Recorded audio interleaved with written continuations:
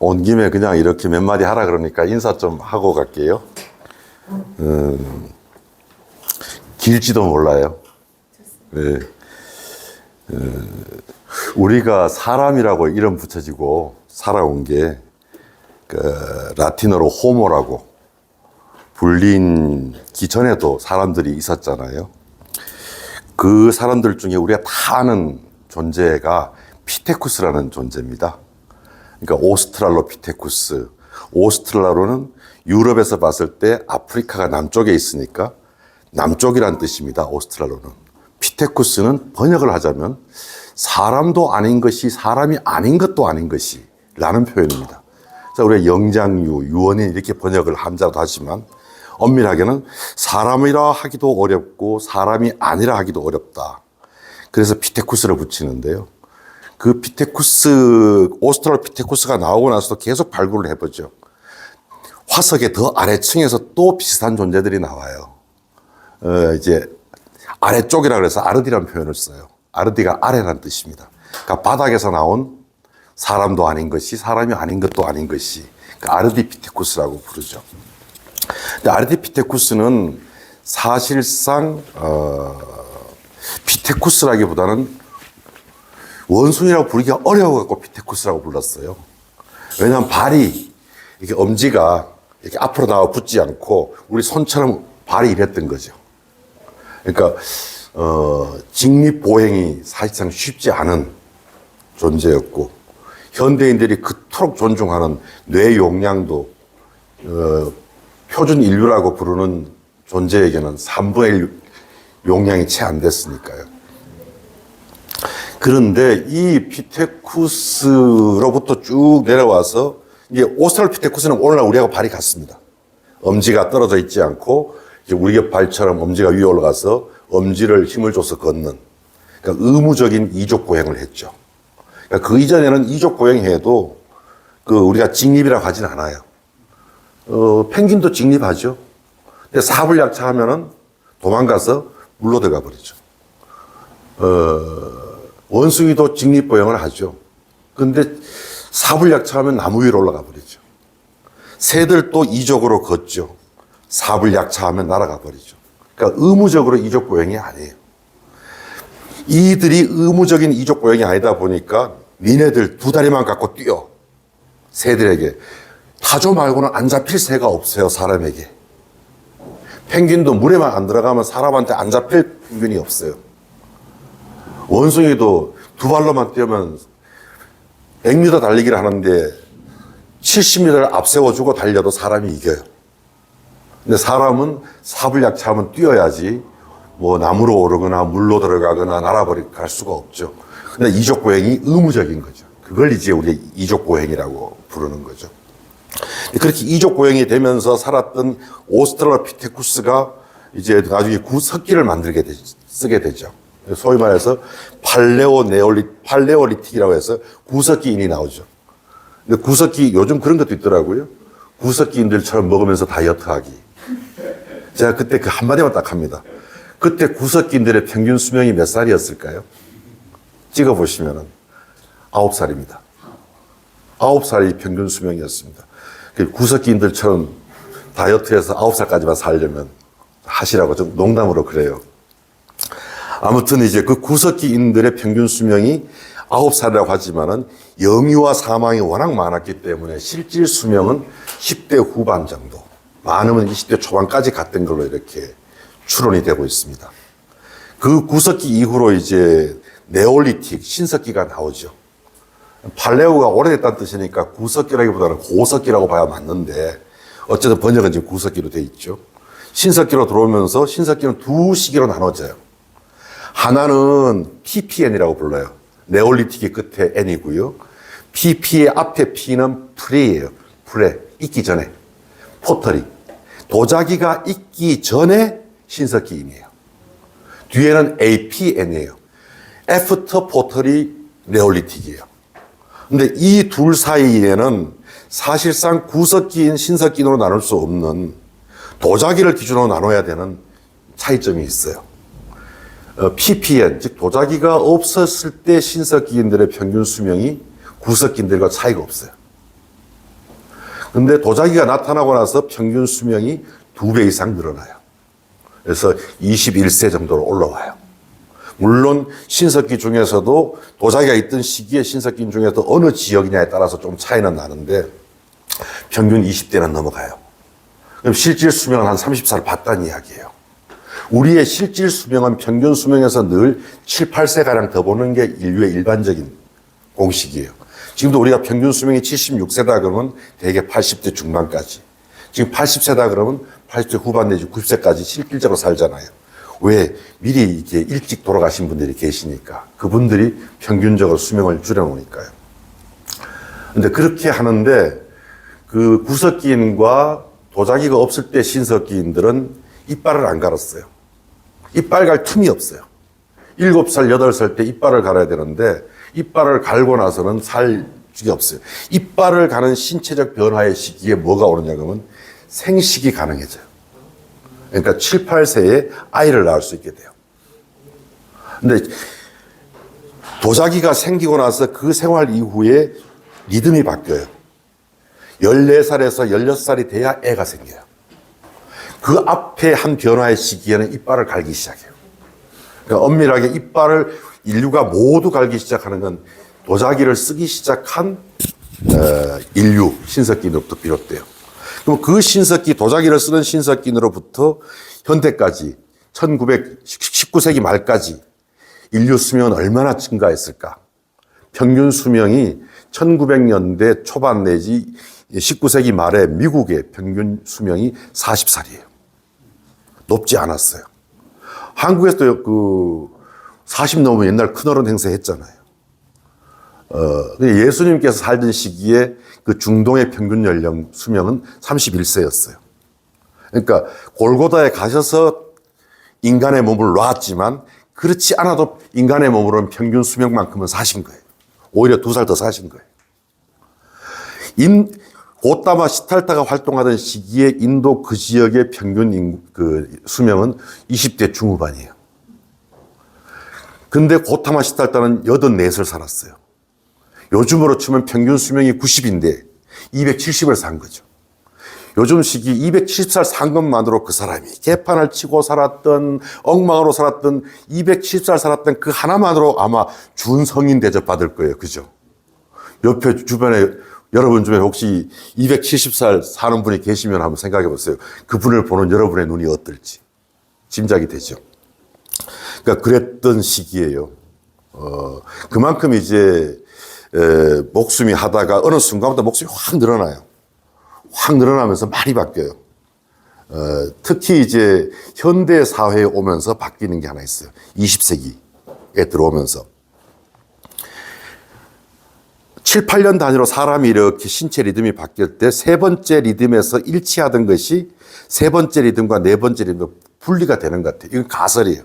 저는 가설은 대담하게 제시합니다. 단 그걸 증명하는 과정은 소심하게 하겠지만은 가설은 옛날 대만을 일으켰던 대만의 정신적 지주인 호적이라는 후스 박사가 있죠. 그분이 내걸었던 구호가 대담한 가설, 소심한 증명이라고 했는데 그게 이제 또 다르게 사상으로 좀 발전하면 대담한 가설, 자유죠. 소심한 증명, 이성이죠. 자유에 따르는 것은 책임이 아니라 이성이죠. 자유와 이성. 이성 없는 자유라는 게 얼마나 무섭겠습니까? 우리 현대 사회는 어느 방향에서나 이성 없는 그 자유들이 많아요. 아까 말한 구석기식 다이어트도 그런 게 아닐까 싶은 생각을 해요.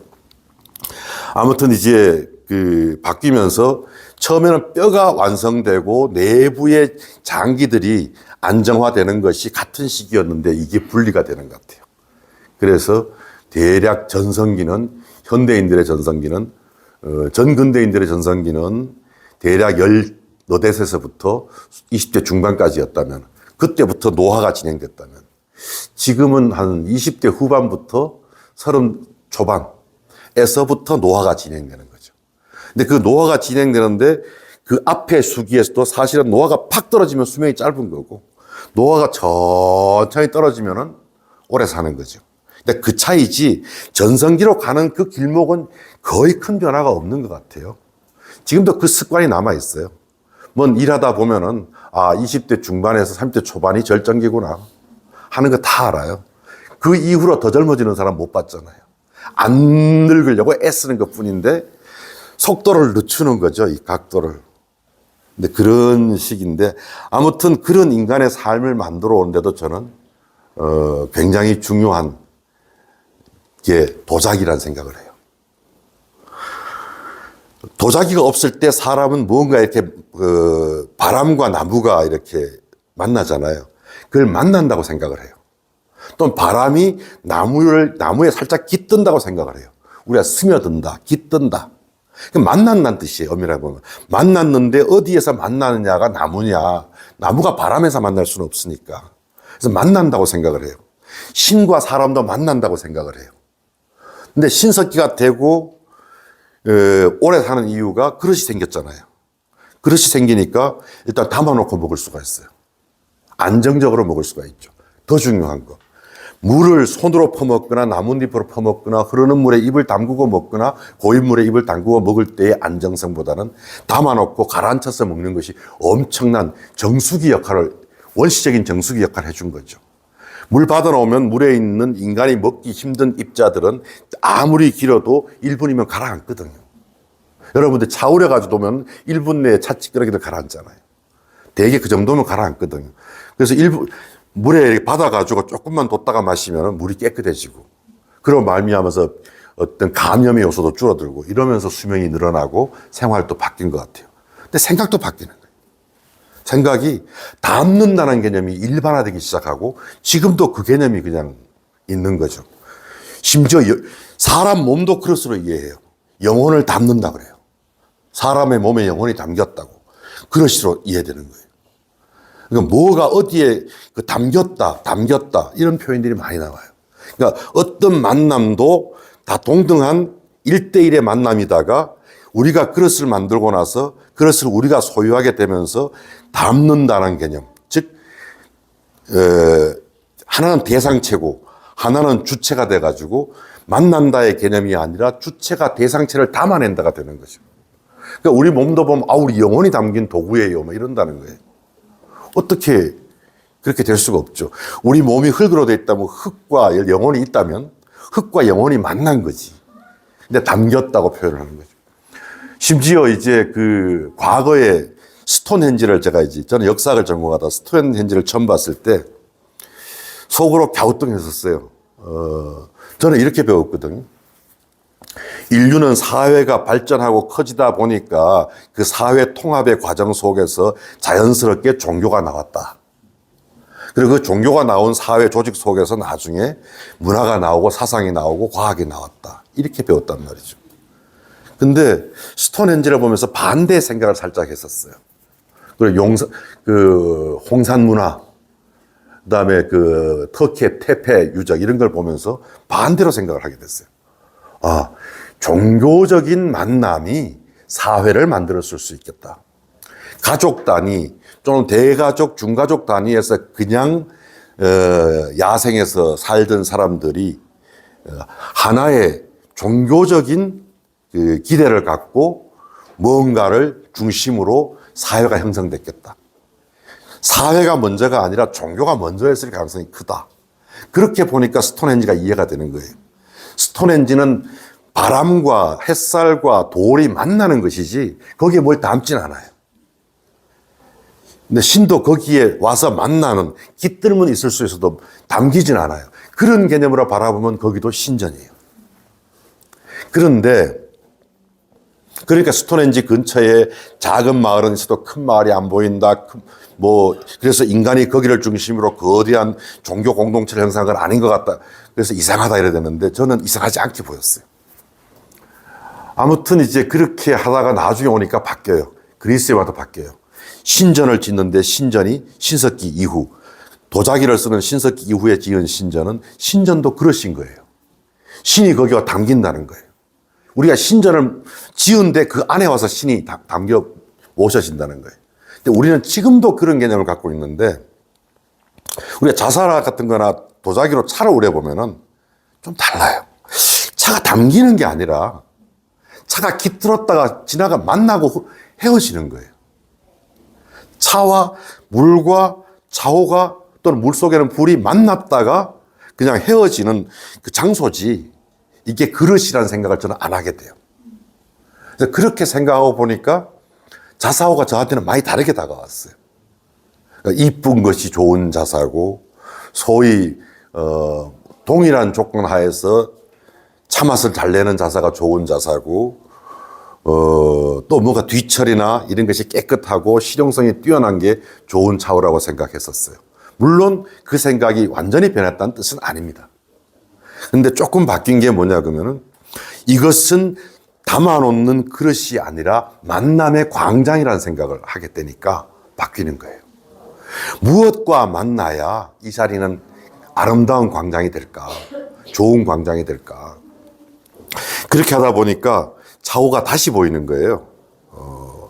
기존까지는 정말 스타일이 창의적이구나. 두께도 적당해. 니료가 아주 좋고 구운 온도도 너무 좋은걸? 이런 생각에서 얘들 안에는 무엇가 만났을 때 어떤 불과 어떤 물과 어떤 차가 만났을 때 우리에게는 만남의 의미가 더 유효하겠다라는 쪽으로 차오를 다르게 보게 된 거예요. 사실은 그건 제가 차오를 쓰면서 20년이 훨씬 넘어서 일어난 생각이에요. 그렇게 생각이 일어났고 머리를 감돌면서 생각을 감돌면서 그냥 있었던 거는 한 2, 3년 돼요. 근데 그걸 구체적으로 하기 시작한 건 아주 짧아요. 근데 그렇게 해서 사실 여기 이번에 자사 큐레이션이라는 개념이 나오게 됐어요. 어떤 차오는 그 성격에 따라서 그 재료도 있고, 차오 그러면 재료도 있잖아요. 형식 높이나 이런 건 그 외형도 있고, 그리고 그것이 또 뭐 어느 정도의 두께를 갖고 있냐 이런 것도 있고, 열조 선동이 다를 수도 하고 구성 요소가 있는데 그 구성 요소에 따라 가지고 이 만남의 광장이 해주는 게 다른 거예요.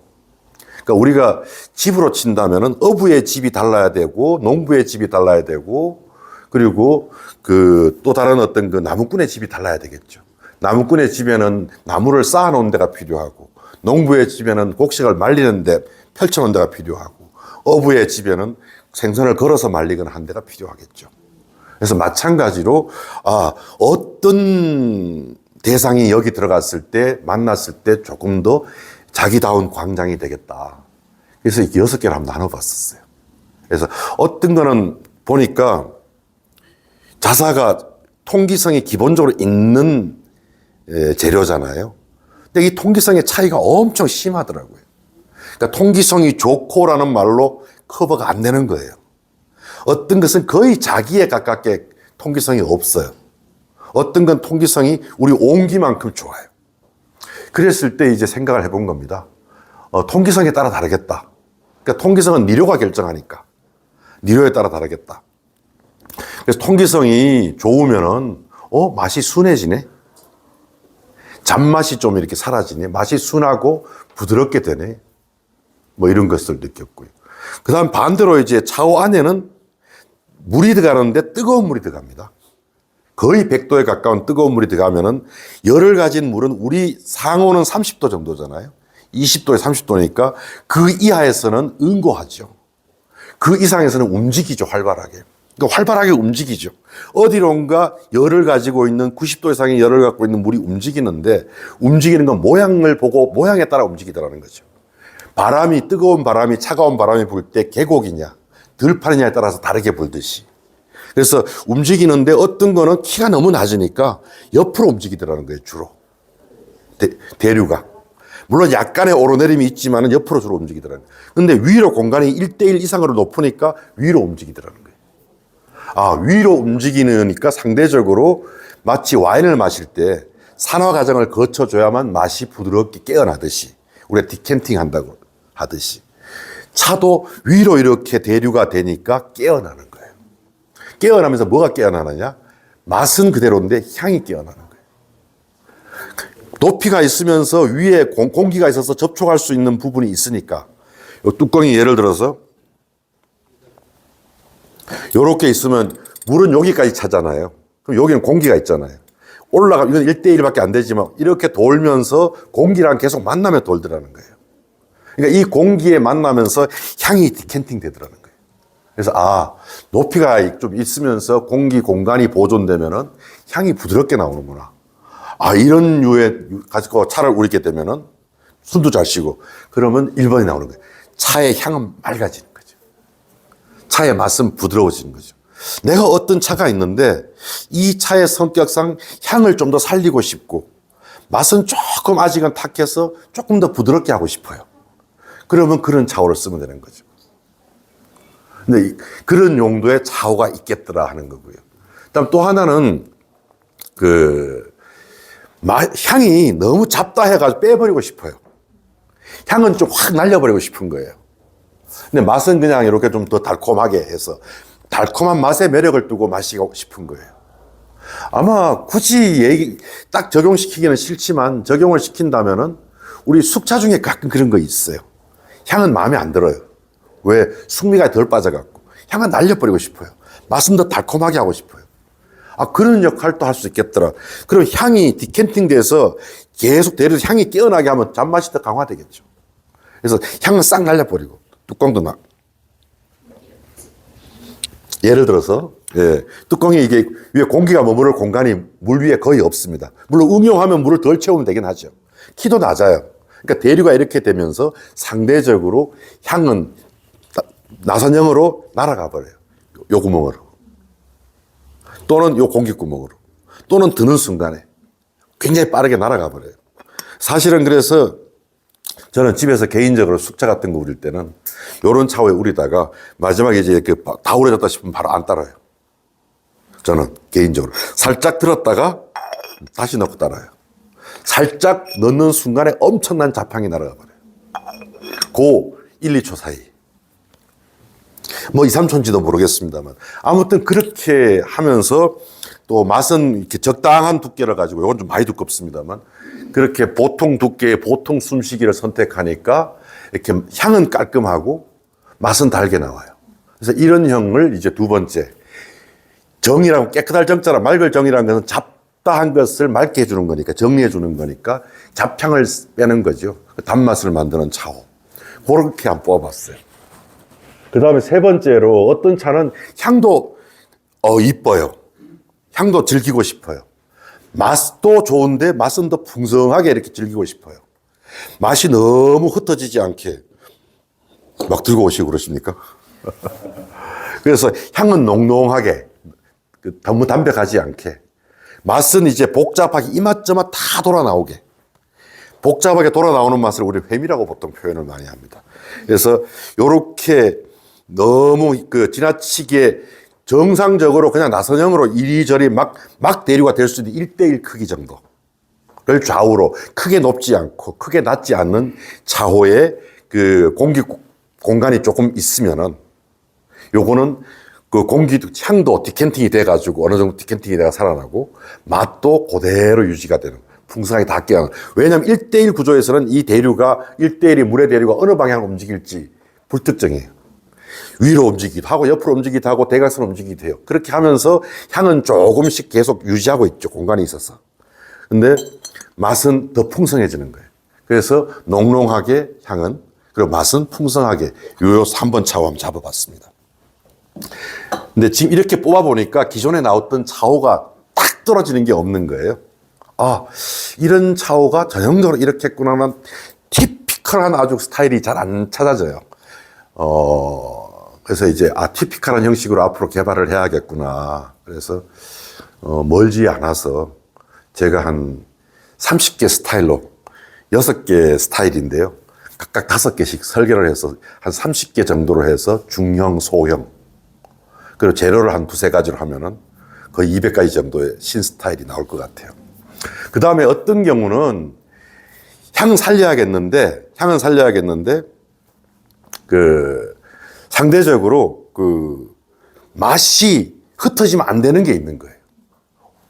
맛이 흩어지면 차의 어떤 풍미가 빠질 것 같은 경우에. 근데 향도 살아있어야겠는 거예요. 근데 향도 우아하게 그대로 살아있으면서 맛은 산뜻하게 그대로 나올 수 있는. 그러지 않으니까 숨을 잘 쉬는 차오면 안 되겠더라고요. 높이는 있어야겠더라고요. 그러다 보니까 준이 같은 거라든가 이렇게 통기성이 그다지 없는, 좀 높이가 있고 공기를 보관할 수 있는 여분이 있는 차후가 그런 데 해당되는데, 그런 차후를 이제 향은 우아하게, 맛은 산뜻하게. 저는 오룡차 같은 걸 그런 차후에 우려요. 그럼 오룡차의 향기가, 일반적인 두께가 있는 자사차후에 오룡차를 우리면 향이 조금 옅어져요. 그리고 키가 더군다나 낮다면, 공기를 보관할 수 있는 공간도 없다면, 키도 이렇게 낮다면, 이 같은 준이라도 좀 키가 조금 낮은 편이죠, 사실은. 그러니까 티피컬하게 딱 떨어지는 게 많지 않은데, 근데 그런 차에 오룡차를 우리면, 그래도 1대1만 되면 되니까요. 우리면은, 향도 남다르고, 자사차후에 차를 우린 분들이 오룡차가 너무 부드러워졌다는 얘기를 하거든요. 무이암차도 거기에 해당되죠. 너무 부드러워서 어떤 그 유리개환이나 뭐 이런 데 드시던 분들이 자사차후에 우린 오룡차를 드시고는 이거 너무 숭늉 같아졌다고 하기도 해요. 근데 맛은 쨍하게 살아있고 향도 아주 깔끔하게 유지되는 그런 차오도 자사에 있긴 하더라. 그래서 그런 것을 아향 선미식 차오라고.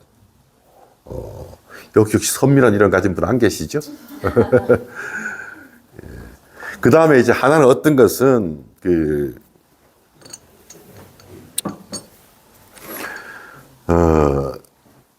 향이 좀 살짝은 살짝은 날리고 대부분은 남겨놨으면 좋겠는 게 있죠. 근데 그런 차후가 있고, 그런데 맛은 더욱더 이제 부드러운 맛을 내주는. 맛이 잘못하면 너무 시원해가지고, 시원하게 사람 취향마다 다르게 마실 수 있지만, 너무 시원하게 되지 않았으면, 역시 그냥 단맛이 났으면 하면 중간 정도의 두께면 돼요. 그리고 역시 뚜껑도 그렇게 공기를 안 유지하고 있는 게 좋아요. 원래 향이 좋아요. 날릴 것도 없어요. 날릴 것도 없으니까 더 날릴 이유도 없고 더 향을 낼 필요도 없어요. 있는 그대로, 순수하게 있는 그대로. 그러니까 뚜껑이 그렇게 높을 필요도 없어요. 그러면서 적당한 두께에 있는 것들을 이제 향은 부드럽게, 맛은 달게 해서 순수한 향, 그리고 단맛, 순향 감미식 차오로 이렇게 분류를 해봤습니다. 그 다음에 이제 저는 홍차 마실 때 보통 그렇게 마시긴 하는데요. 사람마다 다를 수 있습니다. 홍차는 향이 우리는 사람에 따라 다를 수 있는데 온도나 뭐에 따라서 향이 잘 안 살아나요. 홍차 내에 있는 우유향, 그 다음에 어떤 산뜻한 레몬향 같은 게 안 살아나요. 그거는 공기구멍이 위에 충분히 있어야 살아나요.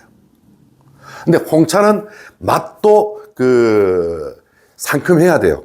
오롱차처럼 좀 상큼해야 돼요. 맛이 흩어지면 홍차가 떫어요. 홍차가 안 떫으려면 맛이 흩어지면 안 되고 향은 살려야 돼요. 활성화를 시켜야 돼요. 진짜 와인처럼 디캔팅을 시켜야 돼요. 그러니까 와인을 따르는 것과 홍차를 우리는 것이 저는 문화적으로 같은 데서 형성돼서 그런지 몰라 굉장히 비슷하다고 생각했어요. 그래서 홍차 같은 그렇게 향도 조금 활성화를 시켜주고,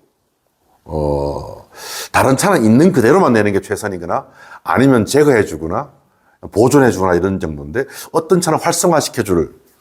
저는 일부에서는 적당한 중기 보이 신차에서도 한 5, 6년 된 신차에서도 홍차처럼 저는 우릴 수 있다고 생각해요. 맛이 어느 정도 순화되어 있다면 맛은 상큼하게, 향은 더 활성화시켜서 마실 수 있다고 생각해요.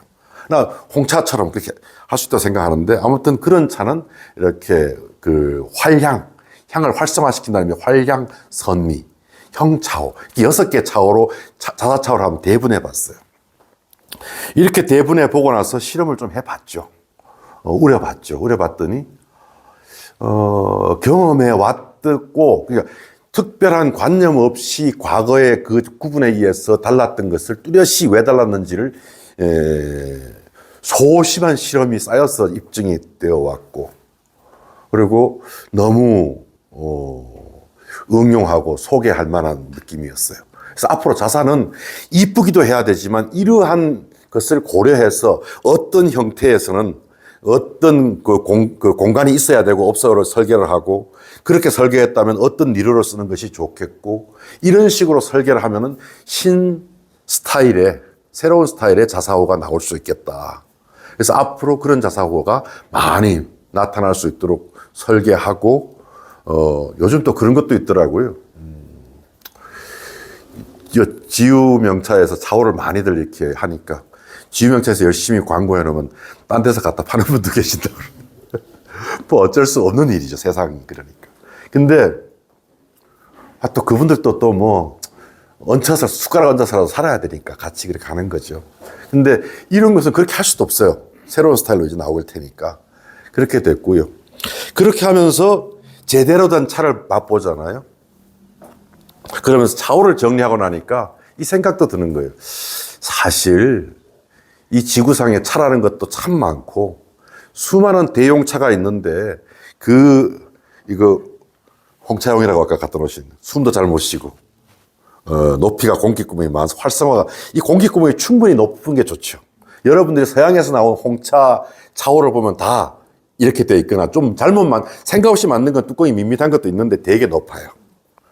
그리고 이게 향이 위로 이렇게 대류가 되도록 마치 이렇게 부채 살려고 왔다가 내려갔다가 다시 퍼졌다가 해파리처럼 올라왔다 내려갔다 내려왔다 양쪽 빼었다 해서 이게 사실은 이게 원형도 아니고 이렇게 거의 반원형에 가까운 진권 스타일에 가까운 것이 더 많아요. 오히려 홍차호에는.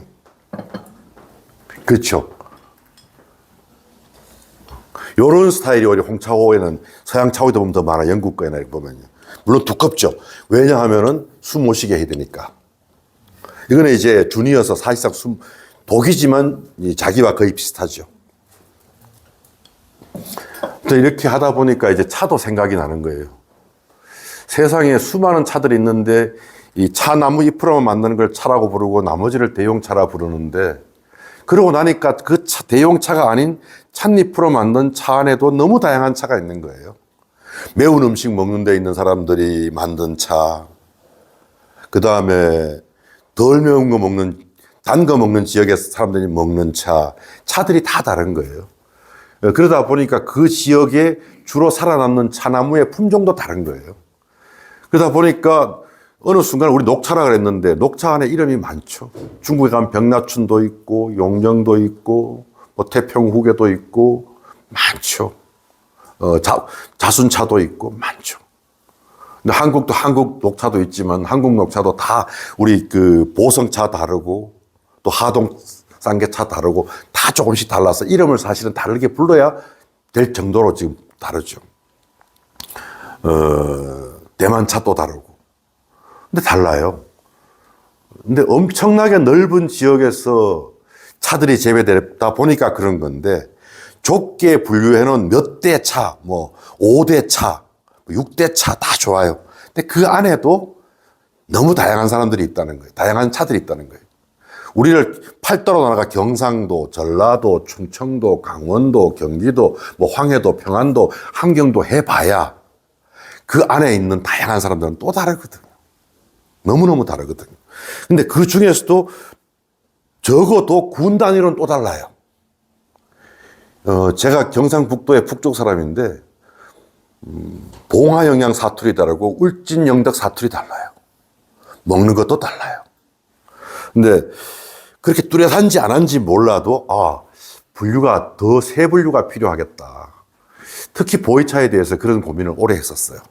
보이차에 대한 그 고민은 상당히 오래 했고, 한 20년 한 것 같아요. 근데 한번 정리를 해봤어요. 크게 보니까 미생물에 의해 가지고 차의 초기 향이 달라지더라고요. 그러니까 보이차라는 게 기본적으로 사람의 몸을 모자라면 채워주고 넘치면 덜어주는 그런 복원력을 가지고 있는데 같은 복원력을 가지고 있어도 어떤 차는 어떤 분야에서 좀 더 바르게 복원시켜주고 어떤 차는 다른 어떤 분야에서 좀 더 빠르게 복원시켜주더라는 거죠. 그 복원이 좀 더 효과적인 분야를 중심으로 나눠보니까 이상하게 향으로 갈려요.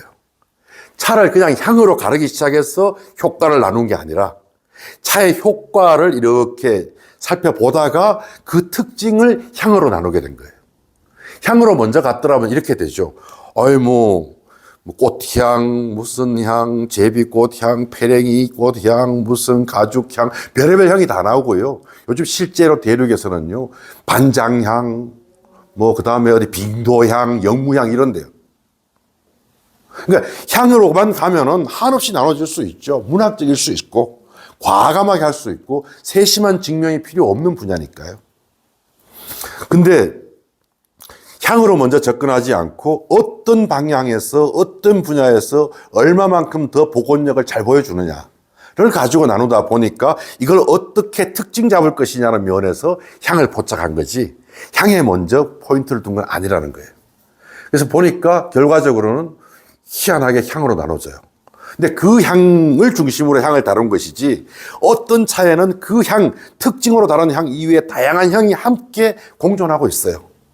어떤 때는 그 공존하는 다양한 향으로 말미암아서 이게 연향이라 그랬는데 예를 들어서 난향이라 그랬는데 난향이 안 나는데 잘 이렇게 느끼실 수도 있어요.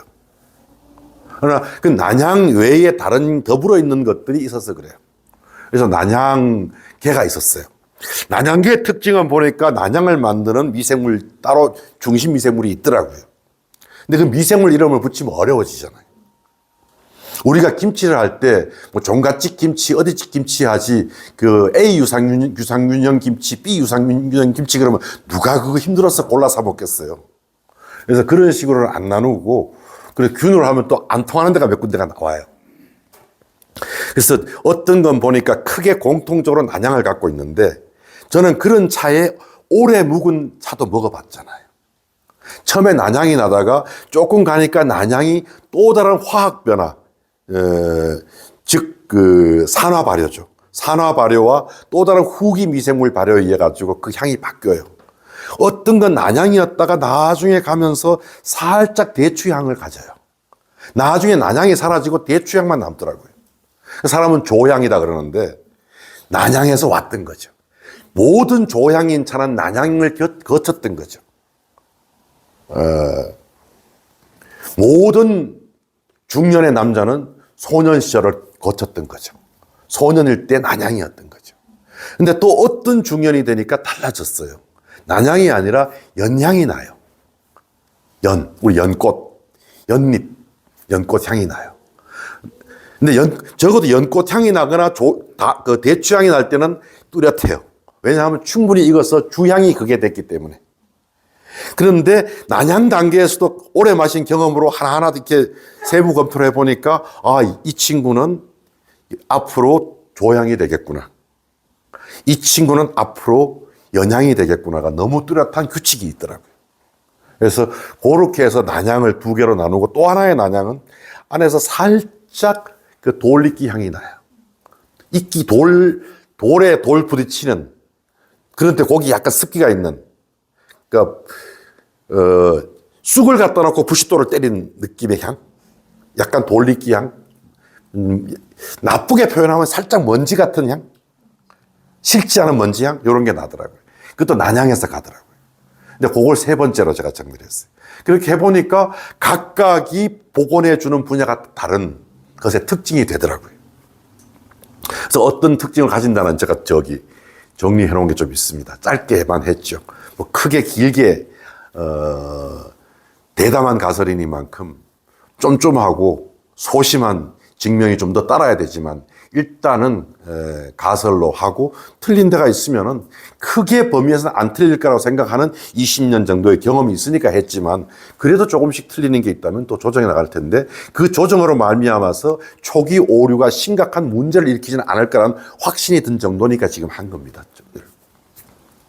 그다음 어떤 것은 전라도에 가면 있고 제주도에 가면 있는데 사장나무라는 나무가 있어요. 녹나무라고 부르고 녹장나무라고 부르고 사장나무, 녹장나무, 장나무 뭐 이렇게 부르는데 어떻게 보면 회화나무처럼 생기기도 했고 키가 쭉 크고 나무가 물러요. 빨리 자라죠. 남방 나무들이 무르잖아요. 남방의 식물들이죠.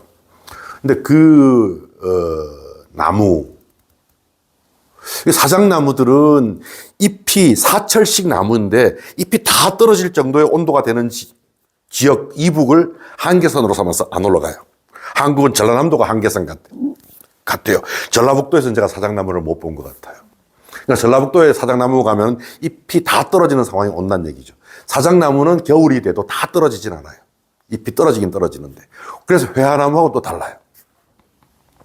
아무튼 그 장나무 즙의 향이 나는 게 있어요. 장향은 보이차 드시는 분들은 뭔지는 아실 거예요. 근데 그 장나무 때문에 생기는 향이 아니고 역시 미생물의 특징으로 말미암아서 어떤 미생물이 주된 미생물이 되면 생겨요. 근데 대개는 난향으로 가는 건 잎이 작고 잎이 통통하게 살찐 찻잎을 갖고 보이차를 만들면 그렇게 되더라고요.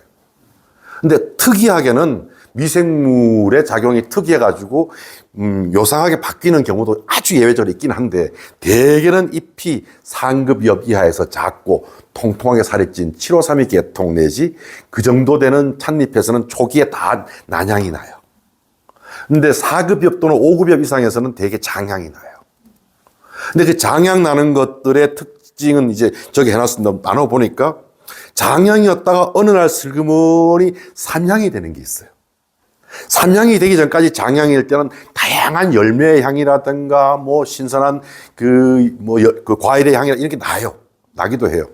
풍성한 맛이 나지만 세월이 오래 흘러서 장향이 싹 빠질 때쯤 되면 약향이 나는, 삼향이 나는 그런 차들이 있더라고요. 우리 삼향차라고 하지만 그 삼향차는 청소년 시절의 장향이었던 거죠. 그 다음에 어떤 거는 이제 약향 말고, 약향으로 나는 것도 있어요. 약이 우리 한약 우렸을 때 그 약향이 나는 게 있어요. 그것도 어렸을 때는 장향이었던 차예요. 성격이 다르더라고요. 먹어보니까. 그래서 그런 게 있고 또 하나는 송이향으로 발전해요. 그래서 장향에서 시작한 차들은 끝에 3가지 보이차가 되더라. 또 하나는 처음부터 곡물향, 국화향 비슷하게 나는 보이차가 있어요. 국화향 비슷하게 나고 나중에 가면 진짜 누룩향 비슷하게 발전해요. 돗자리향 비슷하게 발전해요. 이렇게 발전하는 차들도 또 다른 역할을 하고 있더라. 그래서 보이차를 크게 7가지 인체에 미치는 복원력의 특징을 중심으로 한번 분류를 해봤어요. 그래서 분류를 하면서 혹시 저렇게 이 분류된 그게 있는데 요렇게 돼 있는 게 1, 2, 3인데 여기서는 아마 이걸 난향 1번, 난향 2번, 난향 3번. 그러니까 이게 난향이면서 나중에 세월이 가면은 조향이 되는 것. 또는 이미 조향이거나. 근데 이렇게 보시면 돼요.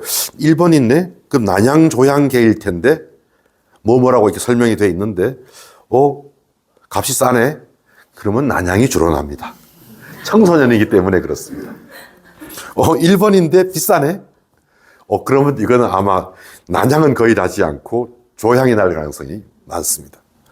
그 다음에 2번의 경우에는 난향이면서 이제 연향이 나는 거죠. 가격이 좀 저렴하네? 그러면 난향이 납니다. 같은 난향이 나서 1번이랑 2번이랑 뭐가 다른 거야? 한데 미래를 생각하면 달라진다는 것을 확신하기 때문에 그렇습니다. 그 다음에 3번의 경우에는 아까 나왔죠. 도리끼향이 난다. 얘는 뭔지 모르지만 비싸다. 그러면 이미 그 향이 나는 거예요. 누룩향이 나는 거예요. 예를 들어서. 그래서 그거는 오래됐을 때는 뒤에 향이 난다는 얘기고 젊었을 때는 앞에 향이 난다는 얘기죠. 그래서 어떤 건 앞에 향이 난향이지만 뒤에 향으로 뭐로 갈 거다라는 것이 이미 예측되어 있는 겁니다. 그래서 그 예측에서 간혹 가다가 약간의 애매한 것들이 있을 때 애매한 건 이렇게 분류 안 하면 되죠. 범용, 두루두루 즐길 수 있는 차로. 그러나 두루두루 즐길 수 있는, 제가 저에게 이 생각을 해준 거는 돈키호테예요. 일본의 그 약국 돈키호테예요. 일본의 약국 돈키호테는 독일의 약국과 일본의 약국은 많이 다르죠. 독일은 아파서 찾아가면 약사가 상담을 해서 이렇게 약을 주죠. 근데 일본은 어느 시기에 의학 분업을 하긴 했지만 불완전하게 하고 그 결과 이상한 변형적인 약 판매가 이루어진 게 돈키호테식의 약인데 일본은 편의점이 54,000개가 있습니다. 24시간 편의점이. 그런데 약국이 돈키호테를 비롯한 다양한 약국이 68,000개나 있습니다. 약국이 더 많습니다. 근데 그 약국에 갔을 때 일본에서는 그냥 자기가 알아서 나 어디가 불편해, 신경이 좀 불편해 그러면 가서 이거 사 먹는 거예요. 약사 없어요. 슈퍼예요. 실제 다른 물건도 팔아요. 다른 물건을 갖고 약사게 끌어들이기도 하고 약 갖고 다른 물건 팔게 끌어들이기도 하죠. 근데 아무튼 그렇게 하는 걸 보고 나서 보이차도 그 정도까지 되면 좋겠다. 나 지금 신경도 좀 불편하고 이런데 차 가지고도 도움 받을 수 있으니까 가서 봤는데 뭔 차가 좋아요? 물어보면은 차를 우리시는 분이 약사도 아니고 그 응답을 알아도 하면 안 되는 경우가 있을 수 있고. 근데 이렇게 하다 보면 더 할 수 있으니까요. 설명을 더 하면은 법을 위반할 수도 있으니까요. 근데 요 정도 선에서 딱 알맞게 소개하고 그러면 알아서 가는 거예요. 일본이 그렇게 해요.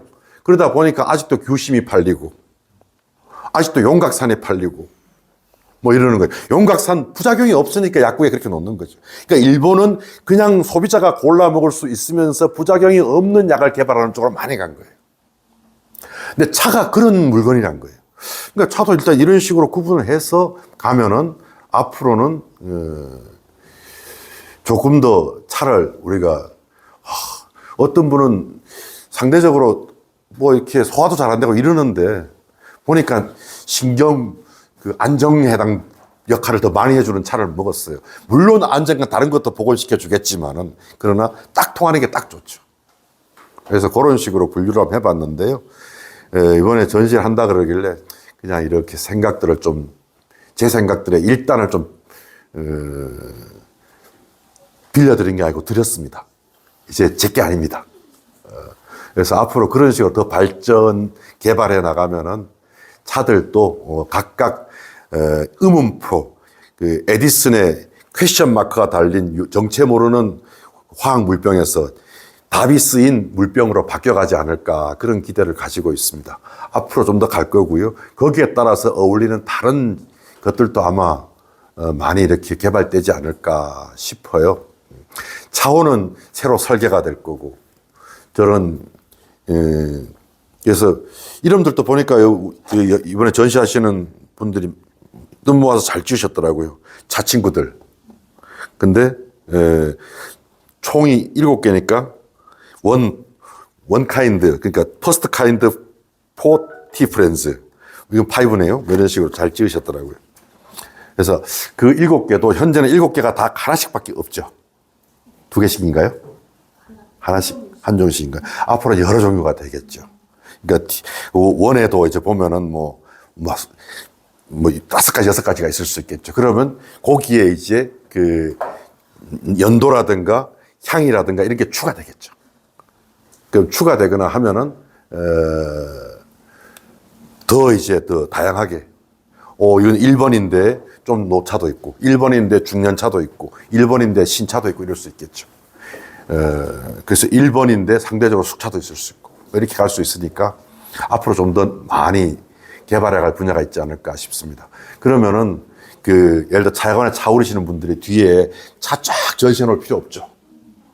차오는 전시관 뒤에 옆에 있잖아요. 볼 수 있게끔. 차도 그러면 거기 가서 있으면 되는 거죠. 저런 식으로. 뒤에는 끊임없이 저만 해도요, 나이가 이렇게 이런 가야 되니까 다 잊어버려요. 여기는 늘 잊어먹지 않는 이야기들만 자주 이렇게 써놓으면 더 좋지 않을까요? 고르는 건 자기가 알아서 고르고. 근데 그러는 시스템으로 갈 수 있지 않을까 하는 생각을 해서 이렇게 이번에 점장님들이 노력해서 하신 것 같은데 일단 축하를 드립니다. 그리고 좋은 성과가 있었으면 좋겠습니다. 그리고 이렇게 차고를 모여 있는 거 보니까 제가 그저께 처음 왔을 때 든 느낌이 징글징글하게 많다. 징글징글하게 많다. 근데 오늘 보니까 징글징글한 부분에서 징글 한 잔은 빠졌네요. 어쨌든 애쓰셨고요. 내일까지 하시지만은 내일에 그치지 않고 계속 성과로 이어나갔으면 하는 바람입니다. 고맙습니다. 얘기할 기회 주셔서.